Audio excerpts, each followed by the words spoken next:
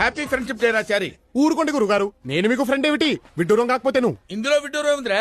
Friendship కి age limit ఏం లేదే. ఇది చెప్పడానికా అంత అర్జెంట్ గా రమ్మన్నారు?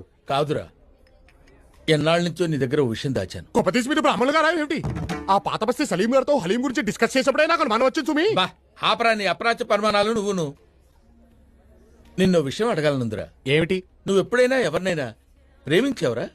ప్రేమ? నేనా? మనం కూడా ప్రేమించొచ్చా గురువు గారు? ప్రేమ ప్రేమ ప్రేమ అంటున్నారు, కొంపతీసి మీరేమైనా ఏమిటి సిగ్గుపడుతున్నారా?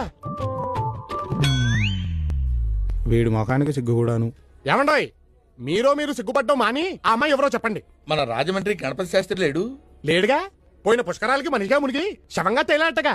ఆ శవానికి పిండం పెడుతూనే వాళ్ళ పెద్దమ్మాయి శశికళకి బీటేశా. ఏమిటి మంత్రాలు చదువుతున్నా? నోరు మంత్రాలు చదువుతుంటే ఖాళీగా ఏం చేస్తారా? ఏసా. కానీ నా బ్యాడ్ లక్, నా ప్రేమని చెప్పేలోపు